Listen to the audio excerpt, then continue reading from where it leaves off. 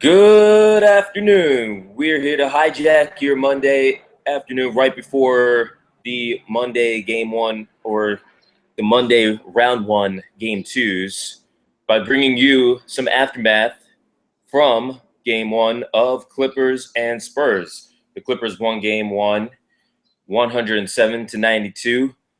Raucous atmosphere at Staples Center, and the Clippers, they've got 2 more days until their next game. So we figured, why don't we bring you Clipper Blog Live?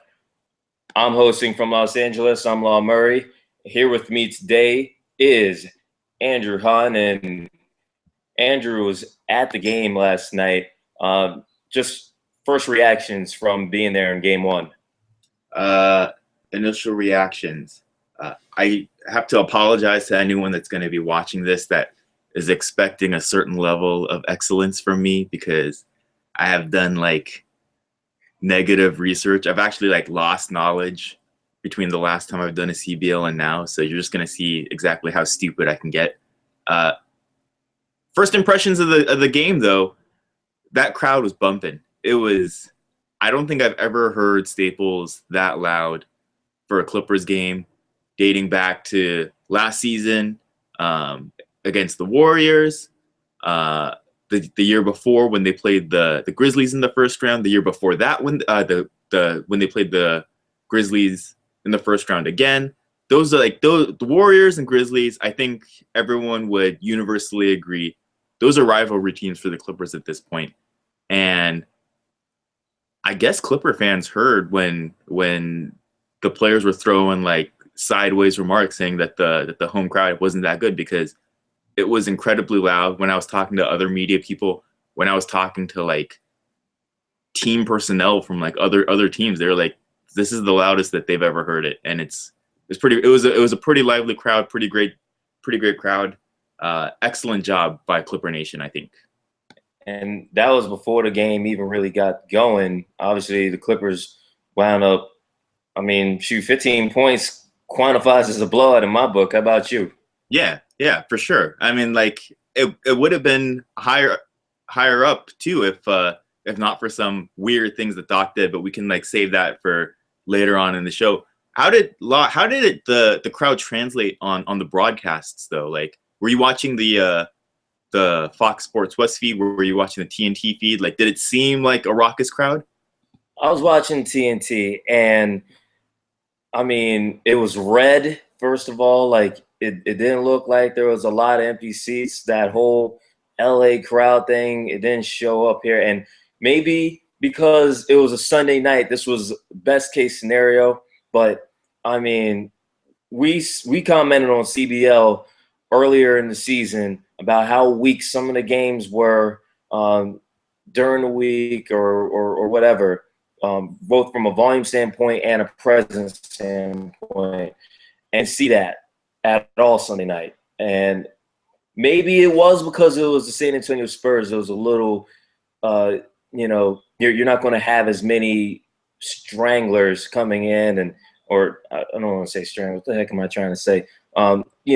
Just those straggling fans who maybe have migrated from other places. These aren't the Bulls. These aren't the Warriors, and so maybe that was a factor. But certainly, it looked really good. It sounded really good, and that was before all the third quarter festivities took place.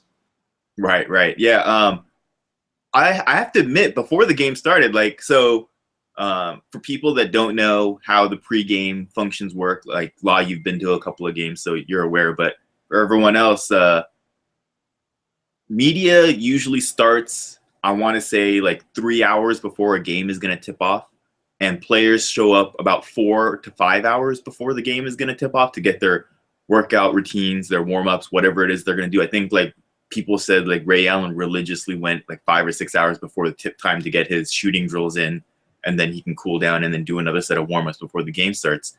So, and when I showed up, the game was like a 7:40 tip. I think I was there about 5 o'clock. There was a reasonable number of Spurs fans, like Spurs jerseys, that I was seeing around Staples area, in the LA Live section, things like that. And I was like, ooh, this you know, it might be like a lot of these other games where it's like 60-40, 70-30 split in the crowd between Spurs and Clippers fans. But like you said, when you saw the sea of red on television when I was in there, it was like there's so much red. It was incredibly impressive.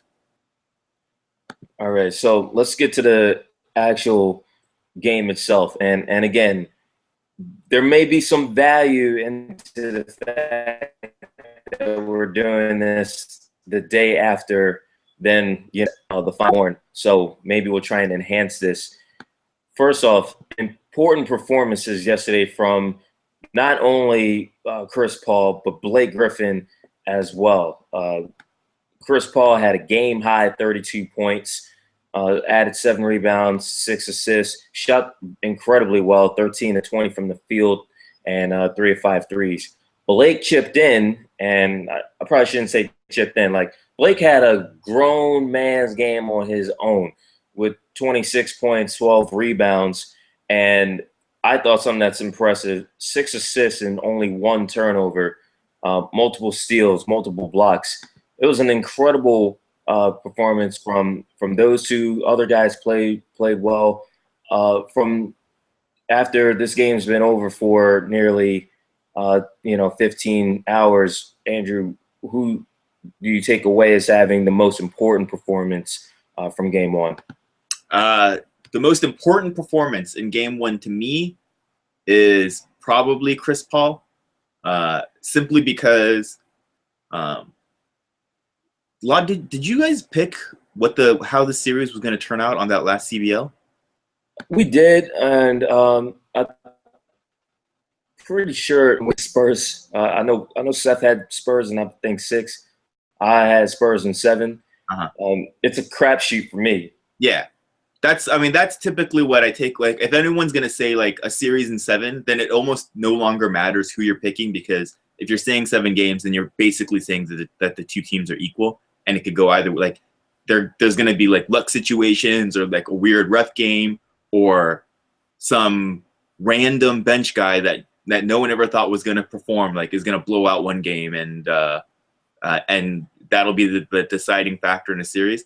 I personally, just to get this on record yet like a 4th time, pick Clippers in 5, just because I am a firm believer that just because 2 teams are equal does not mean it has to go 7 games. Like, I think it's kind of like the security blanket for media when they say like, oh, this team in 7, which means like, oh, the 2 teams are equal, and I'm slightly gonna lean this direction, but like because I picked 7 games, I'm hedging my back end in case the team doesn't win.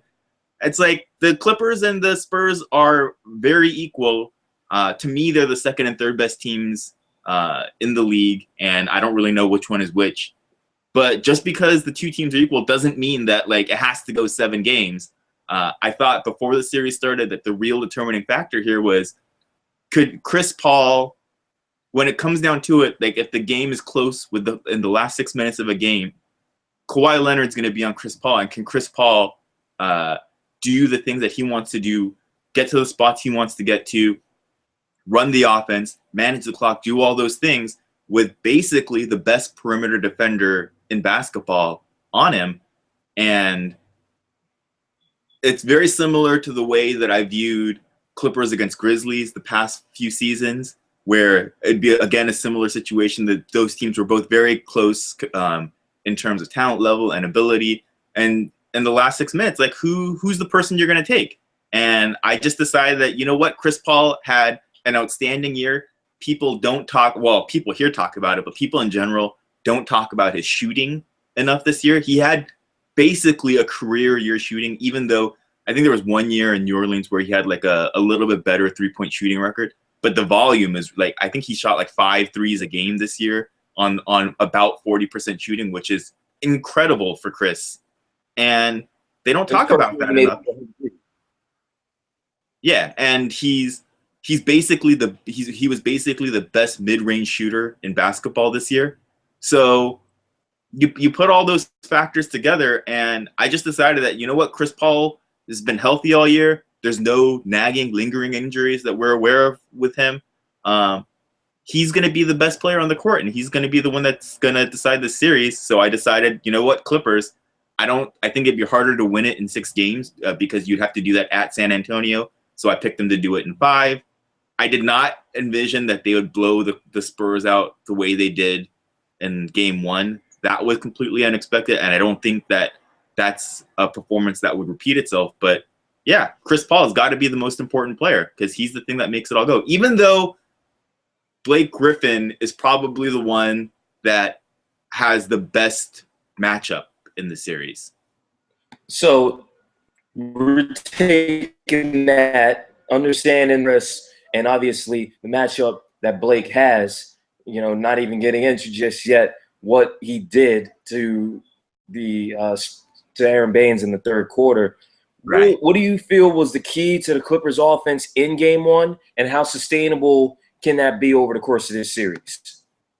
The key to the Clippers offense in game 1 is, it's just Chris Paul being awesome and Blake being awesome. Like Redick didn't have a particularly good game. Not at all. I know Jamal Crawford had a pretty sparkling game, especially considering he's been terrible for like the last month. Like, even before he went out, he sat 3 weeks to a month because of his calf injury. Right. Even prior to that, he was like not good.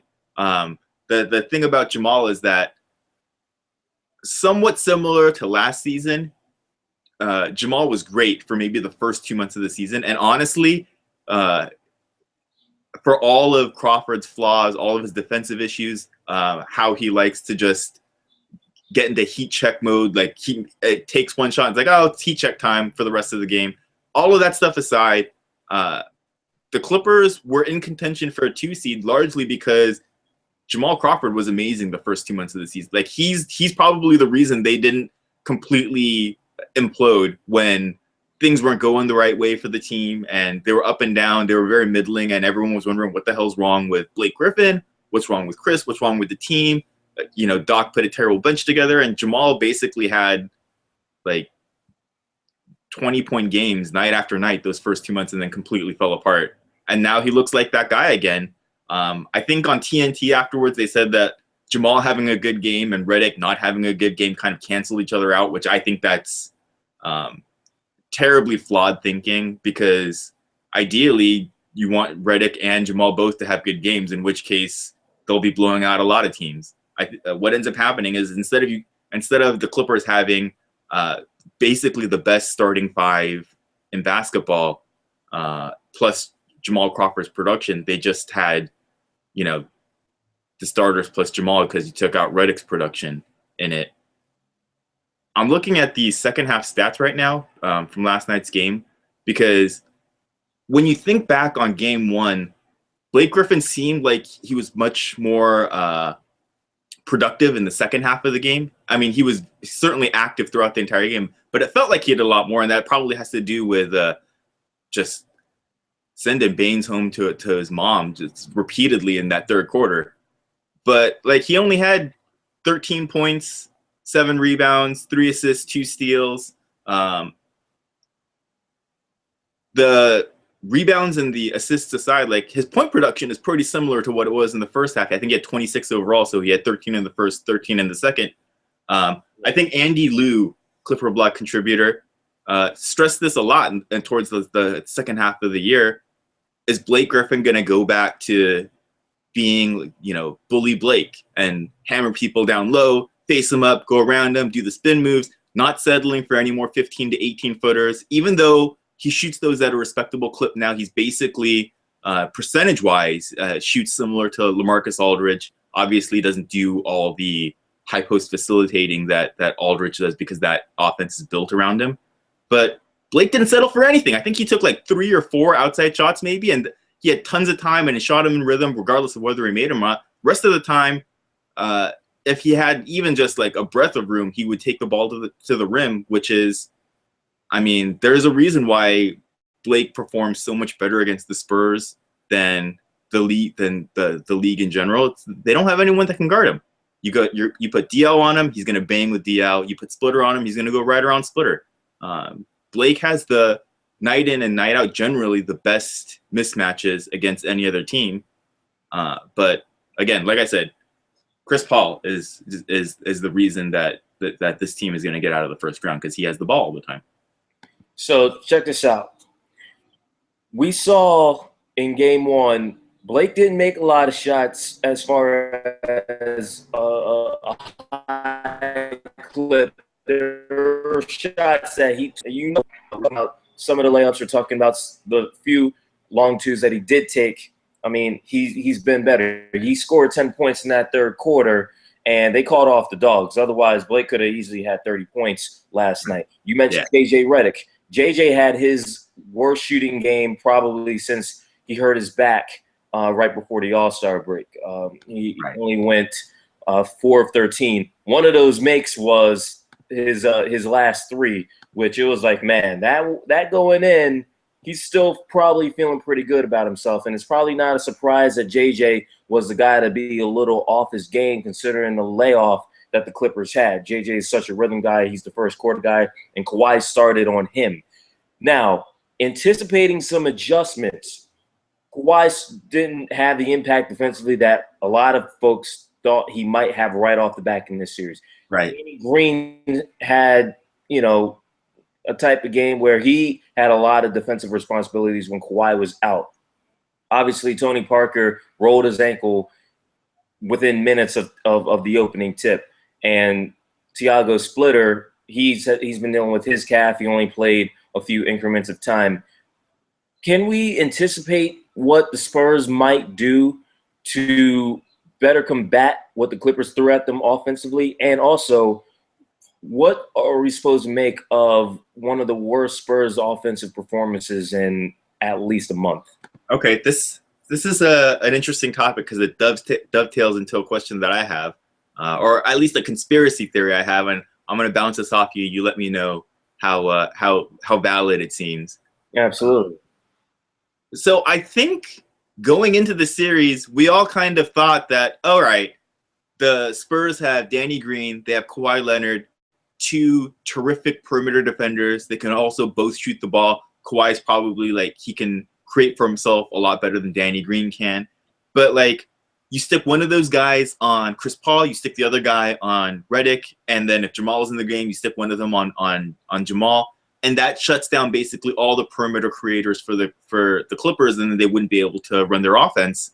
Except they didn't really do that in game one. Danny Green didn't play much, and I know he had some defensive miscues and he messed some stuff up, got into Pop's doghouse, and they played Bellinelli heavy minutes over Danny Green.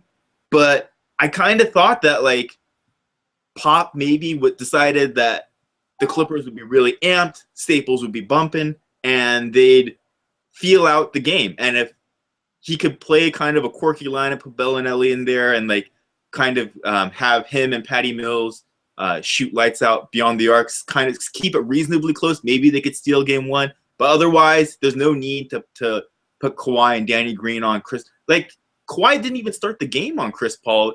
Tony Parker started the game on Chris Paul, and it was very confusing. There seemed to be such a standard opening play by the Spurs that they didn't take advantage of, and it makes me feel like Popovich just said, we're just going to run as conventional a lineup as you can have, a conventional scheme.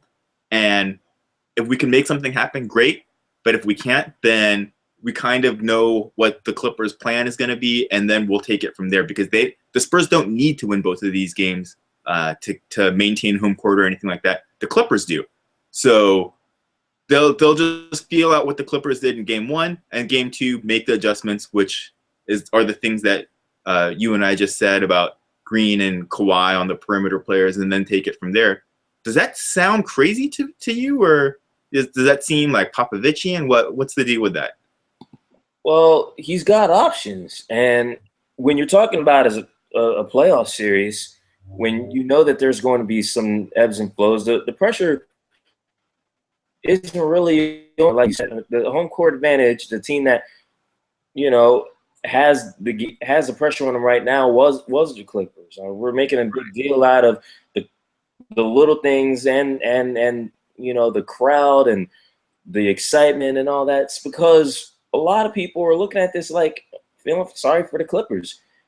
Danny Green had a horrible game, and Right.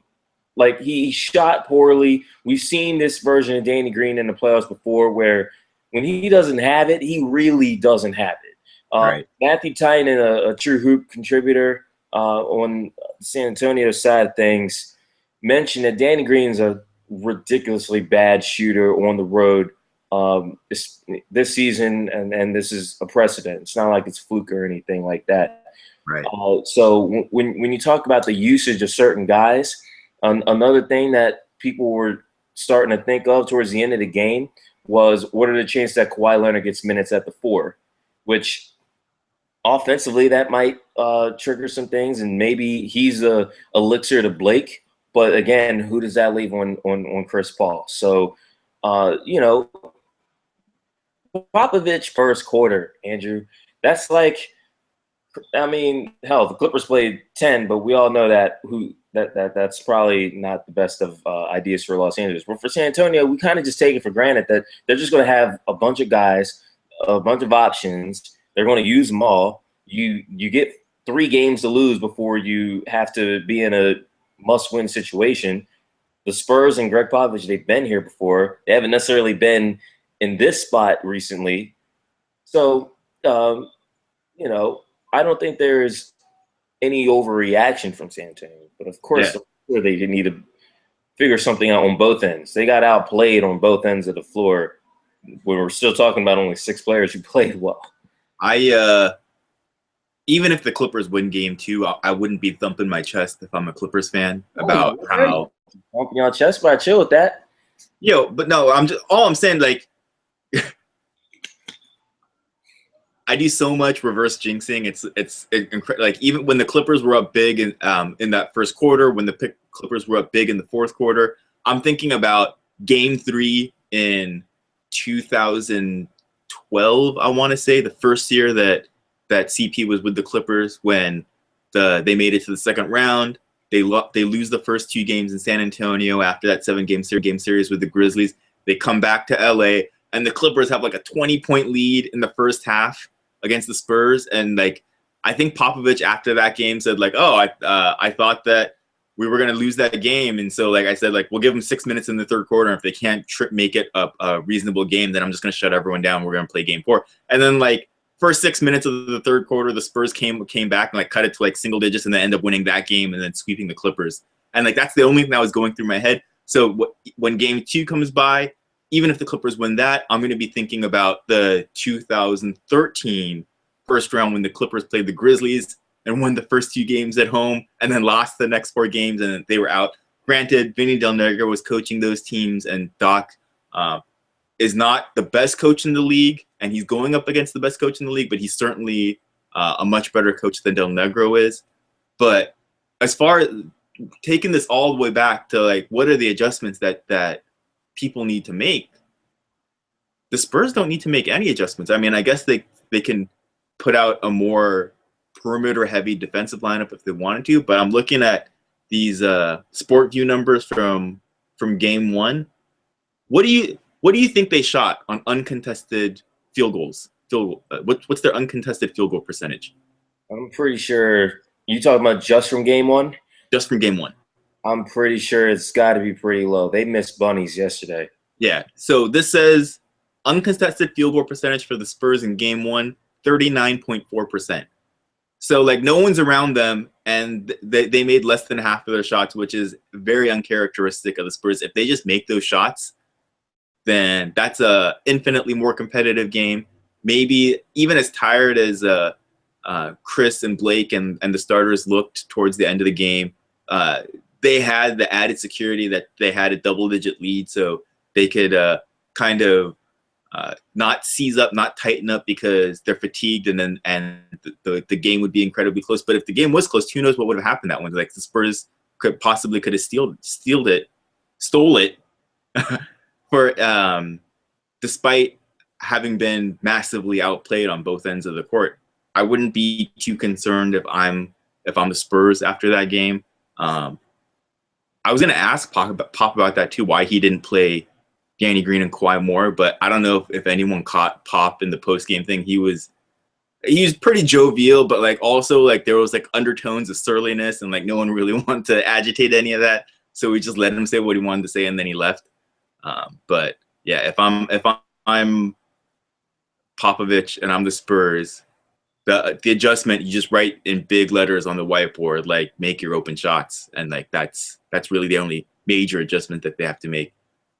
Let's talk about the Clippers adjustment for a second, because we've touched on it a couple of times, kind of skirted around it a little bit. But what the heck was up at the beginning of the second quarter when Doc said, "Hey, I'm gonna put all the bench guys in"?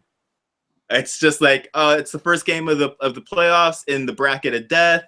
No big deal. You're playing the defending champions.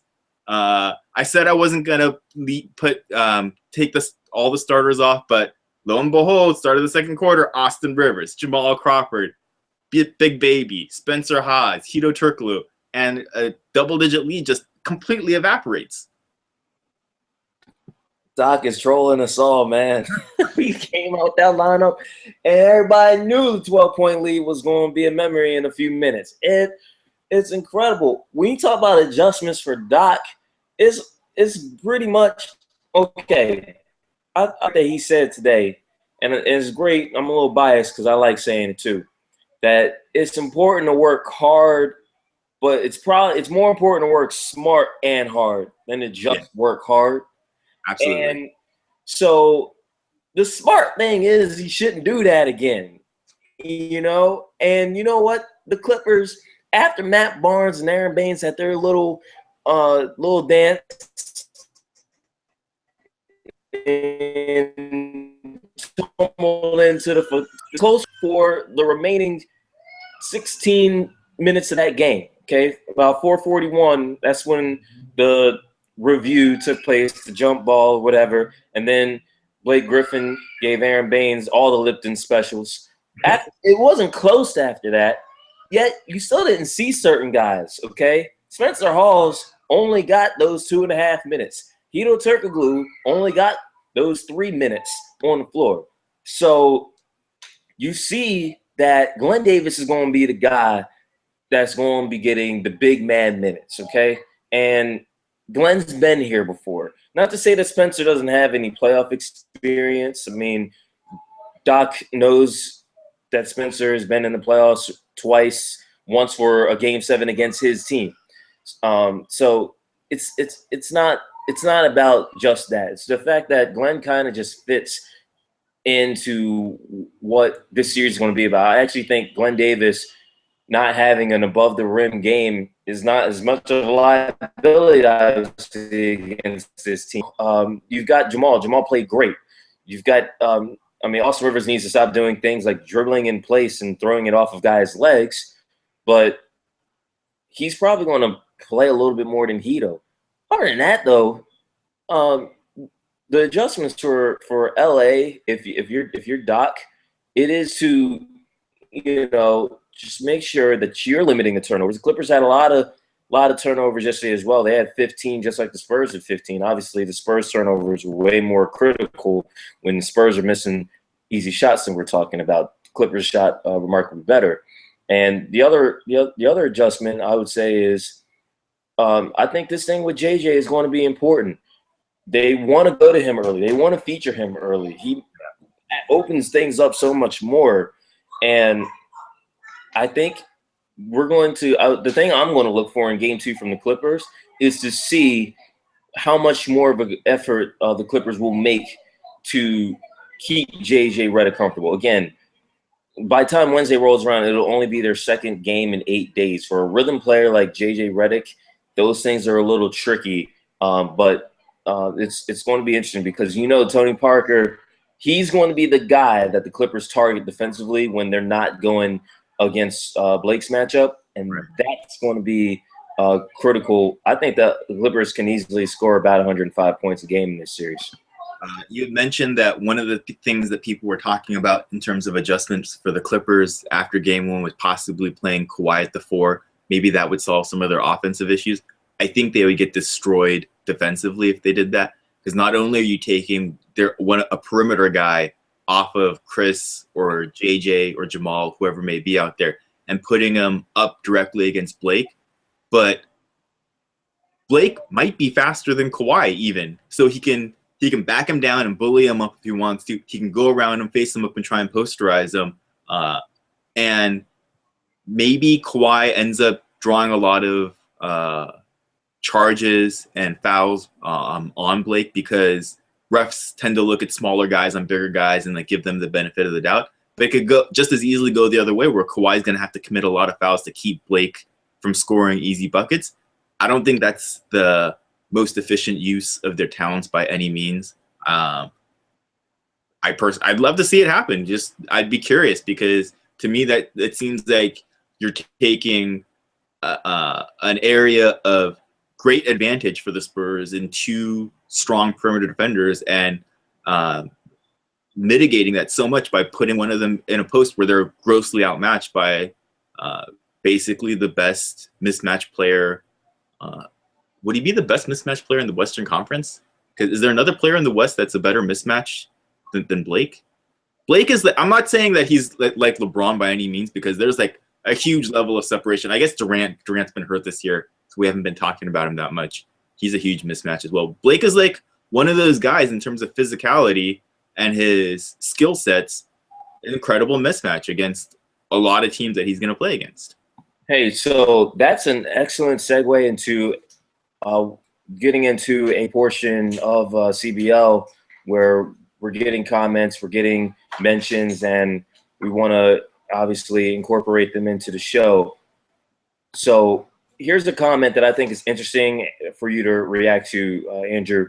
A guest said that the Spurs could make more shots, the Clippers could miss more shots. One thing certain in this series, Spurs have no answer for the athleticism of Blake and DJ. Have we forgotten why Oklahoma City was such a match problem for the Spurs?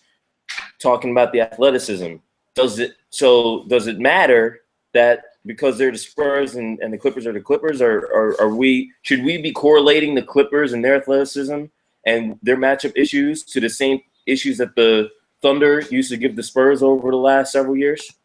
To some extent, yes. I was a firm believer that last year the Clippers very easily could have beaten Oklahoma City if not for the Game 5 meltdown in OKC, and they would have played the Spurs in the Western Conference Finals if they had gotten through. And I was a big believer that the Clippers could have beaten the Spurs as well, because like the guest mentioned, the Clippers are a more athletic team, and the difference between the Clippers and the Thunder is that the Thunder have an outrageous, like, singular scoring entity in Kevin Durant, and then obviously Westbrook is a physical specimen himself.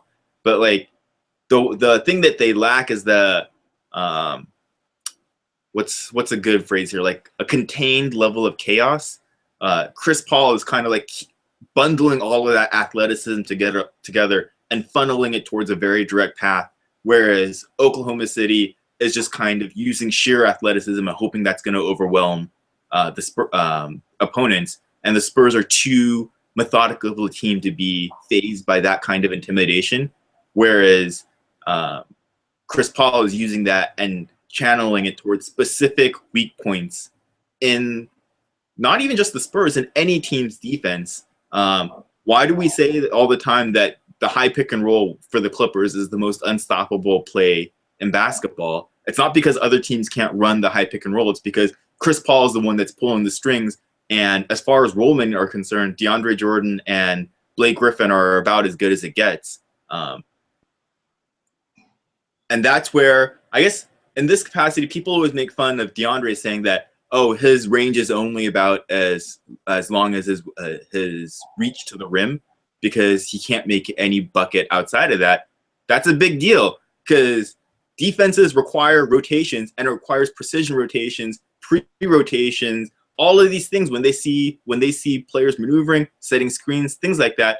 If DeAndre Jordan is anywhere within 4 feet of the rim, that requires a guy to come down, make sure that he's not going unchecked, and then coming back up again. Like, he has his own gravity on the rim, because it expands. Do you know what the radius of the rim is? Is it like 18 inches? All I know is that two basketballs can fit in the basket at the same time. That's about Right. all I can give you right now. It basically expands the size of the rim from 18 inches, whatever the cylinder size is, to basically whatever DeAndre's reach is. Because if you put that ball anywhere around there and you leave him unchecked, he's gonna go ahead and dunk the ball, and that's a pretty big deal. It elevates the Clippers. Before anyone decides to tweet me and say oh, their at the rim numbers aren't that great, things like that. Perception wise, it plays a huge deal because it elevates their average of oh, okay, a team shoots 55-60% at the rim, to a guy, DeAndre Jordan, who just finished the regular season at 70%. It's 10% more, 10-15% more than the league average. That plays a big role. So yeah, very circuitous way of saying that the Clippers' athleticism does present some challenges. That's one of the distinct advantages they'd have over the Spurs. So another Spurs related query here. Man, Andrew, they took a lot of threes. We talking about how many shots they missed. They shot 30% from three. They took 33 of them. Now, this might be a shot middle of the pack. I mean, right in the middle of the league when it came to total threes attempted this past season. There were only 2 games this year where the Spurs took more than 33 threes, and one of those games was a triple overtime against the Memphis Grizzlies. So is there a concern there for San Antonio that they kind of got 2-3 happy? I mean, the Clippers, they're used to – I mean, when they played the Warriors in last postseason, that's when the Clippers' three-point defense, at least from a percentage standpoint, was one of the best in the league. Should the Clippers continue to force the Spurs to shoot threes in this instance? No, they should not. I think Alvin Gentry is the ones that said this. I've said this on past CBLs. I'll say it again. Three-point defense should not be judged on what the opponent three-point percentage is. It should be decided on the amount of threes that the opponent takes. Because if you look year over year on teams' three-point percentage, those things fluctuate wildly, and it has almost little to do with how a team is defending a particular, deciding to defend the three-point line.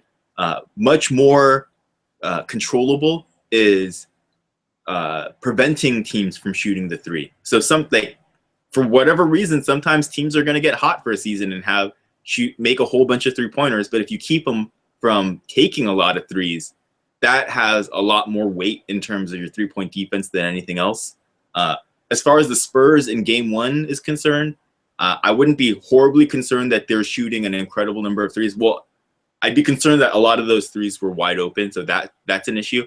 But when the Spurs, when a team is down double digits, as early as the Spurs were, and I think they were down double digits on 3 separate occasions during the game, the Spurs are a proficient three-point shooting team, and they would already recognize, hey, if they want to get back into this, they're going to have to take and make a bunch of threes. So that's going to disproportionately elevate the number of attempts that they're going to want to take in a singular game. I wouldn't be particularly concerned that that's the Spurs strategy in this series somehow of just jacking up threes all over the place. If the game was a lot closer, they probably wouldn't be thinking quite about the number of threes that they have to take. So, interestingly enough, the team that allowed the fewest three-point attempts this season, you know who that is, Andrew? I have no idea who that is. Is it the Warriors? No, they allowed the fewest three-point attempts this season from a defense standpoint. The Clippers actually only shot 18 threes yesterday, but they made 10 of them. So, I mean, the Spurs are in the bottom 10 in three-point percentage allowed. So the Spurs did their job in some respects in limiting three-point attempts. But if the Clippers are going to hit as many threes as the Spurs do, then there's a huge negation there. Yeah, I'm sure Pop is well aware of the fact that you want to be limiting the number of attempts and not focus too much on how a team is shooting year to year. I think the biggest takeaway, here's where I'm going to deviate a little bit. The biggest takeaway from Game 1 is that, let me see here, the pace was crazy. 2014-15 playoff advanced stats. Uh, Game one was 100.88 pace. So 101 possession pace is how that game played, which is way above what the Spurs and Clippers played in the regular season. The Spurs played 95.93, so 96 possession games on average, and the Clippers played 97 possession games on average. And I think it was very, I don't know how much everyone else noticed, but it seemed very apparent to me that the Clippers were doing everything possible to get, not necessarily that they were trying to run fast breaks all the time, but when the opportunity presented itself, obviously they did. But even when they were taking the ball out of the net, DeAndre or Blake would get the ball in as quickly as possible. Chris Paul would push the floor up as quickly as possible, just to try and force some cross matching issues, which the Spurs didn't really take for whatever reason. The Clippers really made a point of not being methodical in the shot clock, not being methodical in the game clock. They wanted to probe the Spurs defense as quickly and as often as possible. I think that works to their advantage. What did you think about the pace and the flow of the game? Well, I'll tell you what, man. You talking about the development and the Clippers as a off-air. I don't know if we get that kind of game from the Clippers, especially in the postseason, even last year, but especially the previous 2 years under Vinny. You're talking about Chris Paul as such a let's not be nice about it, a control freak when it comes to how games are managed. And he would be the type to slow the pace down, to ensure low turnovers, to ensure that the Clippers get the best looks, to even ensure that a team that's going to be playing as many minutes as them are going to last this series. But this is a different kind of team. The guys are in shape. They're healthy. The trust level offensively is higher than it was. You see Blake have as much ownership over the transition offense than ever before. Even Matt Barnes, and this is not a positive about this, Matt Barnes had the opportunity to hand the ball in transition, turn it over and made mistakes, but still it's about the philosophy. It's about the process is going to do consistently. It's about the fact that the Spurs don't want to necessarily play this pace as often, and the Clippers have been often this year. So it's a big deal, and that's one of those mini battles going on in this series. Let me ask you something. Do you feel hoodwinked by the Clippers at all this year? Like, so last season, Doc and Gentry, they made like such a concerted effort to push the pace for the Clippers, and you saw Chris give up control of like the transition offense to Blake a lot. And this year, with Gentry up in Oakland, and the pace kind of slowed down for the Clippers a little bit, and you saw Chris take a whole lot more control. Except with the exception of in the preseason, when the Clippers looked like juggernauts and were destroying everyone in the preseason. Spencer Hawes was like killing people, and we're like, oh my God, this could be the year the Clippers go all the way. And then everything falls apart in the regular season. Spencer Hawes has not come back in the postseason, sadly. But all of a sudden, Chris is throwing the ball to Blake on the break, and Blake is grabbing the rebound and going like crazy up the court. And they're playing so much faster. It looks like that preseason team again. And I'm just kind of wondering, did they just dog it the regular season? Did they just pace themselves? Even though they don't have a championship to hang their hat on. It almost feels like this team decided to do the championship switch type thing of like play it cool and casual in the regular season, and now it's the time when it really counts. And so now they're all the tricks are starting to come out. Short answer, yes. Yes, this is exactly what happened. Like, this is other than the championships. We understand that. We acknowledge that. We let Draymond Green troll this team absolutely every chance that he gets because of this, despite, the fact that they've only won one playoff series as well over the last 8 years. Yes, this is a veteran team. This is the fifth oldest team in the league, for crying out loud. They got 6 guys over 30. They've been here. There's not a whole lot to prove. They knew they were going to make the playoffs at some point. The only concern was when people started to panic when Blake had to get his elbow taken care of. And even then, it's like Have you guys not paid attention? Chris Paul missed 20 games last year. JJ Wright missed half the season last year, and they won the division. So it was always going to be about pace to get themselves to the point where they know what to do, and they seem bored this year. That's not exactly a negative connotation when you still winning games, because you know that the urgency of certain guys is different. And I mean, Andrew, you've seen it. We've all kind of seen it from the outside, but you've seen it from the inside. The team doesn't – they're not about messing around. Even last night when they were having a good time, it was still about it's a playoff series. So, you know, this is they waited 8 or however long it took to get to this point, and it still might not matter. You still got to get past one defending champion just to give yourself a chance in round 2 of doing what you couldn't do last year. But yeah, this is a process. This is a legit bona fide veteran team. This is Blake Griffin's 5th season on the court, 6th since he was drafted. This is DeAndre Jordan's 7th. Those are the youngest players that the Clippers actually count on. And they carry themselves like it this season, and they're playing like it now. Yeah. Everyone has really hammered this home. The Clippers starting 5 is basically the best starting 5 in basketball. I'm not saying by a huge margin, because Golden State's starting 5 is incredibly close. When the Spurs are very healthy, their starting 5 is incredibly close. But if we're talking about Golden State in terms of like a historic team, a big part of that is, I mean, aside from that fact that, you know, Steph Curry is fantastic, Draymond Green is fantastic, Andrew Bogut is great, they have a bench that can really – their bench is, it's not scorers, it's a bunch of shutdown guys that get a lot of deflections, create a lot of turnovers, a lot of chaos on the court.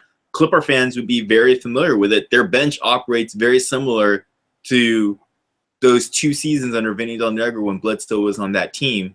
Like Bledsoe and Barnes were coming off the bench, creating all sorts of disruptions. The Clippers were blowing out teams like crazy. That's part of the reason why they had that 15-0 month, 16 straight game winning streak.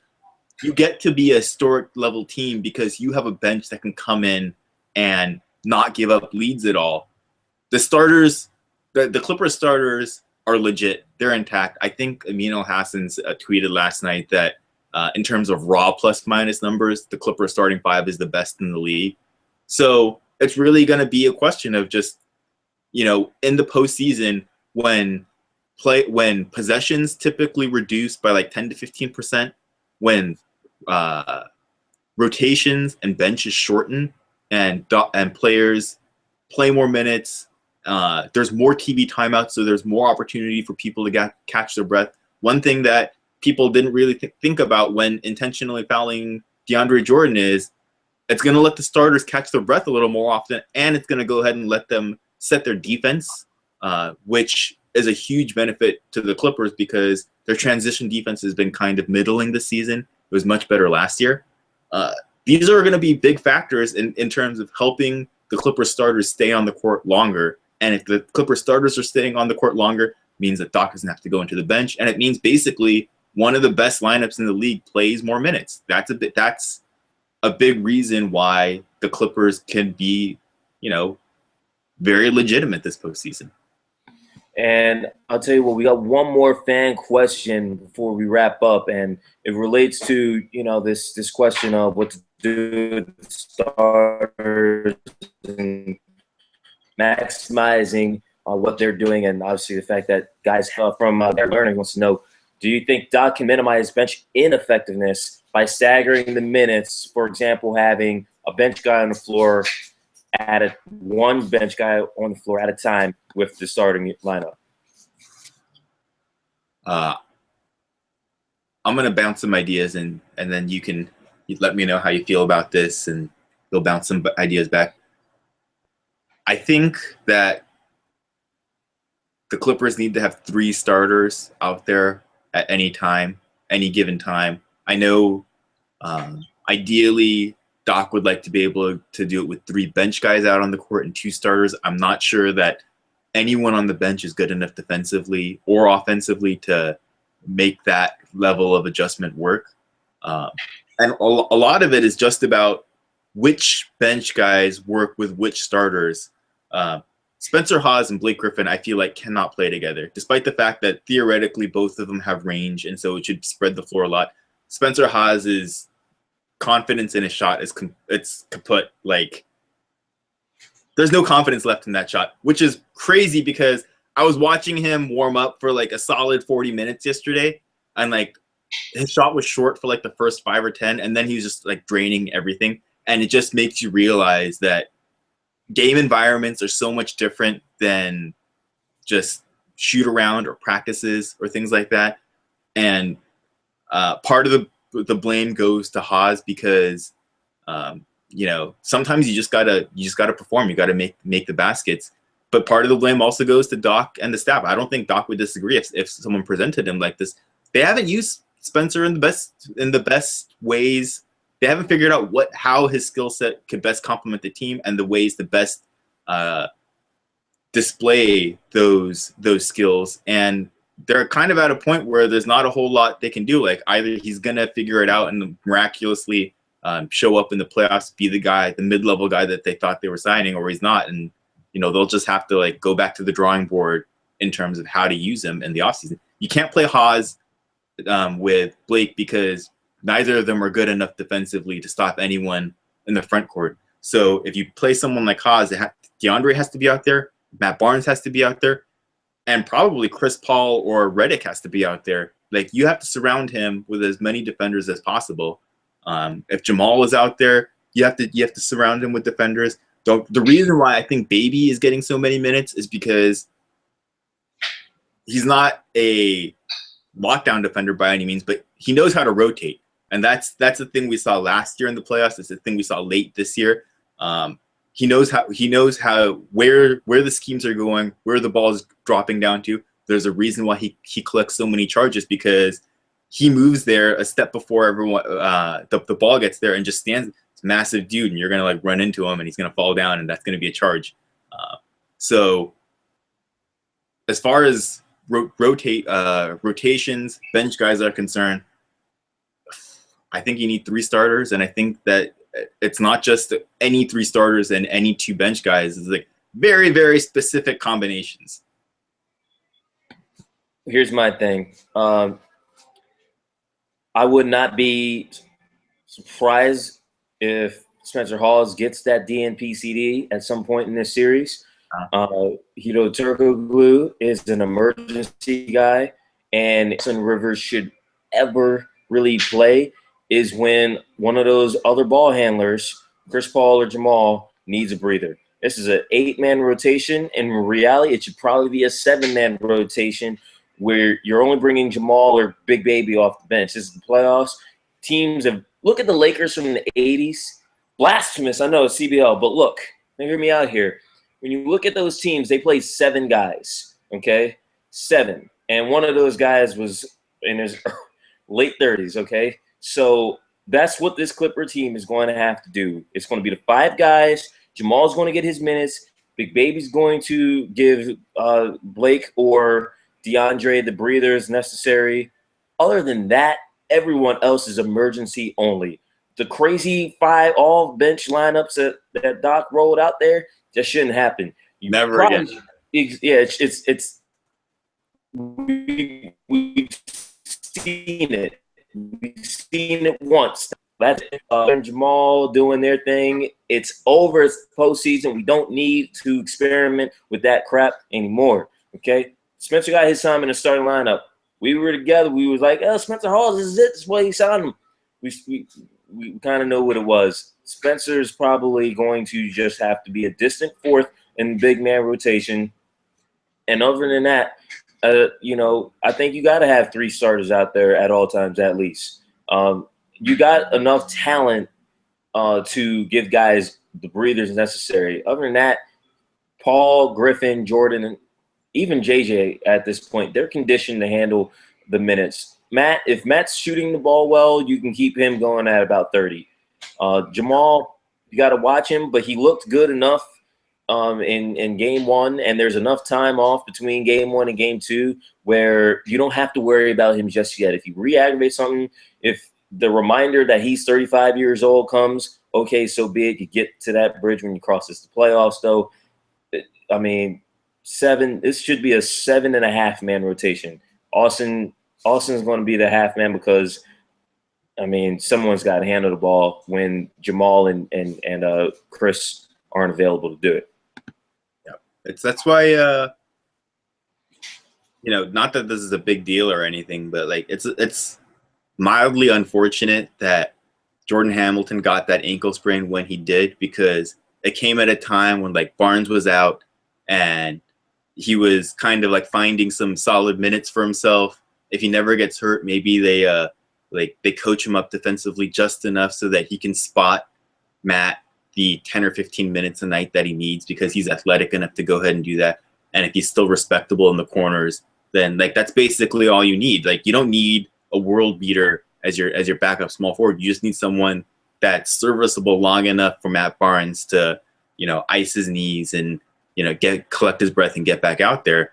But he gets that ankle sprain, he's out for like a week or two and comes back, and like there's nothing that they can do with him now. So it's just a not even a footnote. It's like a footnote to a footnote for this season for the Clippers. But it's like one of those little things that adds up. And obviously, if Doc did a better job managing the player acquisitions at the end of the bench, they don't even get into situations like this. But ultimately, that's what the season might come down to. All right, so I'll tell you what, that we're running about an hour. I know some of y'all are getting into game 2 in Chicago between the Bucks and the Bulls.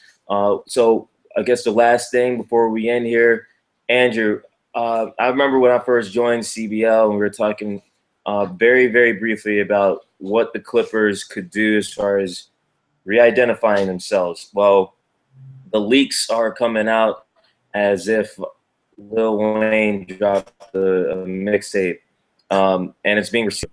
So what is your take really quickly on the Clippers branding, the uniforms, the colors, the logos, and exactly how long should they continue to keep considering things? Because right now it looks a little too streamlined. Quick answer. I don't like it when teams go to black and then they cite reasons like edgy and connecting to the youth. Doesn't seem particularly edgy or youthful to me to trot out black uniforms. I don't know how people feel about it. I'm a proponent of those baby blue uniforms that they wore on, and not the sleeves part. Like I don't have an issue with that so much, but like, not crazy about the colors, not crazy about the logo. For whatever reason, it reminds me of like the Cubs logo back in the 70s when like everything was kind of like angular, like curved and angular at the same time. I don't really know what's up with that. If we're gonna rebrand the Clippers, let's just like go all out. Like go back to the Buffalo Braves name, call them the Los Angeles Braves. Go back to like the orange and brown colors. I'd be down with all of that. Or otherwise, like, make baby blue the color. And Clippers might want to take your time. For Andrew Hahn, I'm Law Murray in Los Angeles. Game 2 will be in LA Wednesday night. Keep following us on Twitter at ClipperBlog and at ClipperBlog Live to see when our next broadcast will be. Enjoy the rest of your evening, and we'll see you later.